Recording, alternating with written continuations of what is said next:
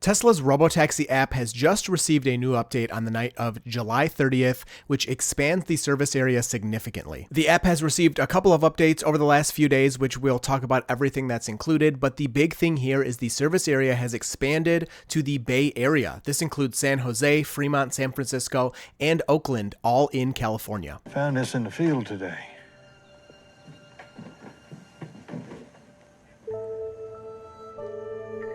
Doesn't look like anything to me.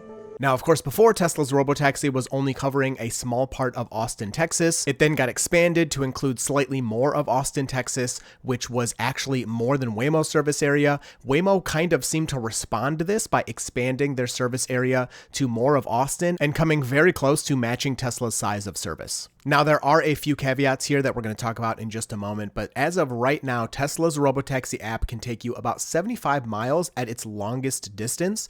This includes about 400 square miles in California, whereas Waymo in the same area is covering closer to 160 square miles. Here is a map comparing the two services, but that's kind of where the comparisons end. Tesla's service in California is unfortunately going to have a person in the driver's seat. Having a safety passenger in Austin was already disappointing enough for a lot of people, even though that safety passenger, of course, is not in the driver's seat, so they don't have direct control of the steering wheel or pedals. They are monitoring the situation, and they have a couple of buttons at their disposal on the display that they can use anytime they feel the vehicle is going to do something incorrectly. Of course, where Waymo functions, there is no human in the car besides the passengers. Now, in the past, Waymo did have humans in the car, but it's been a long time since they've needed that. Elon said that a person has to be in the driver's seat because Tesla didn't want to keep waiting for California regulators to allow Tesla to go fully driverless. So the human is only there for legal reasons, but still, it gives off not the best feeling. So as of right now, Tesla is calling the service in California a ride-hailing service rather than calling it a Robotaxi service, although it is in the Robotaxi app and most likely using the same software as in Austin. If you go to California's DMV website, you can find Tesla is listed as having a permit for testing with a driver, so testing their driverless technology, but they have to have a driver in the driver's seat. If you continue looking at the website, Tesla is not on the permit holders driverless testing list, although you will find Waymo and some other competitors there. Here's just a quick look at footage from the Robotaxi from Tesla Economics over on X. I guess the Robotaxi backup driver must be a millionaire if this guy is willing to get in the vehicle with them, but it is a functioning service. You can pay, you can use it, and have a Tesla at any time take you in this geofenced area. On top of having the safety driver, this service in California from Tesla is still invite only, although Tesla said invites are going out right now. You can sign up at tesla.com/robotaxi to get an invite, and plenty of people have been invited, so it may be very easy to get an invite to this service, but technically it is still invite only. The app is also iPhone only. It goes through test flight. This is used for app development. A lot of people have been concerned that this app is not on Android yet, but Android doesn't have like an equivalent to test flight. So technically the Robotaxi app is not available on Google Play. It is also not available on the Apple App Store. You have to go through test flight to get this, but if Tesla does invite you, you can download it very easily through your email. Now in Austin, Waymo was pretty difficult to get. You had to use the Uber app. You had to change some settings that were kind of deep in the settings of the Uber app to even have the possibility of getting a Waymo. And on top of that, you were never guaranteed one. It wasn't invite only, but you couldn't just like get a Waymo every time. But if you're in LA, you can actually just get the Waymo app and get a Waymo every time that you want it. Now, another update that came to the Robotaxi app a few days ago was dynamic pricing. So of course, the pricing at first was $4.20 per ride anywhere in Austin in that smaller geofence.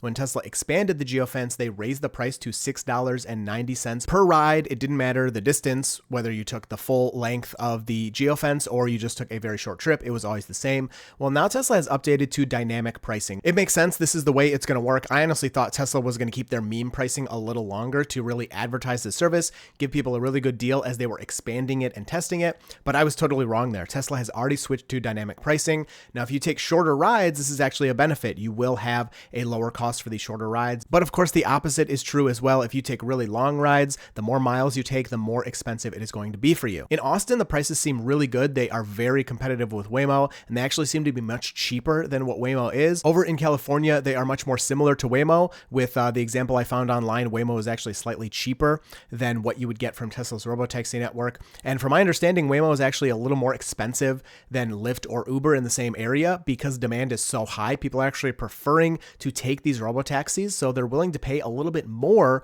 for a robotaxi than they are for an Uber or a Lyft. So that's pretty interesting. Of course, pricing can change, and I would assume as soon as Tesla is able to get this safety driver out of the car, they can dramatically lower prices. But for now, it seems that the pricing is similar to Waymo, so not all that competitive. The robotaxi availability still seems to be 6 a.m. to 11 p.m. We don't know how many robotaxis Tesla is rolling out in the area in California.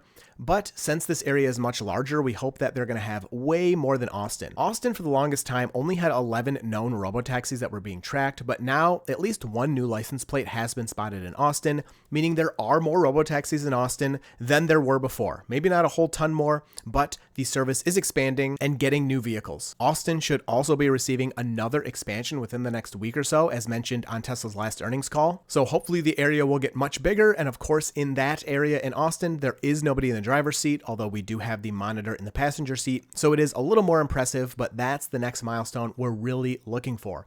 Tesla needs to get these safety passengers out of the car. With that said, I will admit, if you've watched any of my previous videos about the robotaxi expansion and rollout and everything that's happening, I have had pretty high expectations throughout the whole thing. And I would say that my expectations have actually still been being beat by this rollout. I mean, I get it. The service in California, having a person in the driver's seat, is a bit disappointing. It's basically an Uber service that Tesla is running themselves with their own app. So I understand it. But if you look past that, if you can think about the fact that Tesla has their driverless software out there on public roads being used as a service to drive people around, although they have to have a person in the driver's seat for legal reasons, it is pretty exciting. Now, we need to quickly move past this to keep like the excitement and the impressiveness going. If 3 months from now in the California geofence area, if the area hasn't expanded and we still have somebody in the driver's seat, you're going to be like, okay, well, I guess you're just having a ride hailing service with drivers that can sit and watch FSD drive around. In the initial steps of each one of these improvements happening, I'm willing to kind of give the benefit of the doubt and say, okay, they're being extra safe. They want to do things right. They're doing things slowly. They have to follow the law. And with Austin, one of my things I said is, well, the geofence is pretty small. Hopefully within a month, we'll see it expand. And it was just a couple of weeks that we saw the expansion of the geofence for the first time. I think it was 3 weeks. And I was very impressed by that. I kind of thought Tesla was going to start this service and we'd have this tiny little geofence for the longest time, but they did beat my expectations. And in less than a month, they did significantly expand the geofence. They more than doubled the size in Texas. On top of that, it looks like they're going to expand Austin again, which is going to be huge. Now, the next thing, the big thing I've talked about a lot that we really want to see, again, we got to get the safety passengers out. And in California, we got to get the person out of the driver's seat. Even if they move to the passenger seat, it will be a big improvement. And we should see that within the next 1 to 2 months, depending on California's regulatory framework. And Elon even did say on X that California is being very fair with the way that they are assessing Tesla. So that's good news as well. It also seems like these are still Model Y only vehicles. There are no cybercabs being produced yet, at least in mass. Of course, we know that. But Tesla doesn't seem to be using any other model of vehicle for this robotaxi service. So hopefully we will also see those eventually. Now, how does this affect Tesla's valuation and robotaxi narrative? It's interesting because if you're, super hyper bullish, excited about Tesla, you're gonna be like, hey, they expanded the service. There's more area where these are driving around. This is the best thing ever. If you absolutely hate Tesla, you'll say, oh, this is just a stock pump. And, they have someone in the driver's seat because it's not real. And I think the truth, as usual, is somewhere in the middle. It is very exciting that they are expanding this service and they're going to get more miles, more data. And the fact that they have expanded this service and they're letting people drive it, you can live stream from it, you can record, and share videos of it. So if something crazy happens, even if, there's somebody in the driver's seat that will take over and fix it, that footage will be blasted everywhere. Everyone will see it. All the news stations will cover it. So what this tells me is that Tesla is seeing good data in Austin with their robotaxi there and with their internal testing to tell them, hey, this thing is ready to not have interventions, to not have any big issues, and we can roll it out and let people use the service, even though we have to follow this regulatory framework in California and have someone in the driver's seat. Now, the stock today is down like 0.3%. Tesla goes up and down 5%, for no reason. So the stock is basically not reacting to this at all, which is pretty interesting. Again, if things continue the way they have been happening, I really think that Tesla stock is going to do something where it doesn't really respond to much of this Robotaxi information until we get to an earnings where Robotaxi is significant and Tesla says, hey, look, we've made a bunch of money on Robotaxi and there was nobody in the driver's seat or the passenger seat, and we'll have kind of this overnight reaction of what's happening in the real world where the stock finally catches up. And again, what is important right here, right now, as has been since the service launched, is the rate of progress, the rate of improvement, and the rate of change in what we're seeing with the Robotaxi. If a month from now we look back and no service area expansion has happened, no new Robotaxis are on the road, you still have the safety passenger and the safety driver. If none of that has changed a month from now, then we can look back and be like, oh yeah, it's not as exciting as it was. But so far, every couple of weeks, we've had something happening with the Robotaxi app, the service area, the vehicles, that is updating and changing to make progress continue. Progress is happening. Now that's what we need to focus on. I get it. Today can be a bit of a bummer if you see the person in the driver's seat and you're like, oh, well, that's kind of lame. But check back in 2 weeks, check back in 4 weeks, check back in 2 months, and we'll really know if this is continuing as it has been the past couple of months. Another thing that interests me here is, are people going to see this? And either Tesla owners or people that are thinking about buying a Tesla, are they going to take a Robotaxi and be like, whoa, this is really good, I can have this in my car? And are they going to start buying FSD or subscribing to FSD? I think the number of people that this happens to will be pretty low. But in a place like California, where Teslas are everywhere, despite the Elon hate recently, there's still a lot of Teslas all over the place. They're a very low-cost vehicle, especially now in the used market. You can get such good deals. People are going to look past that and just get a good deal on a vehicle. And they might not have wanted to spend the extra money on either FSD, subscribing, or paying for it outright.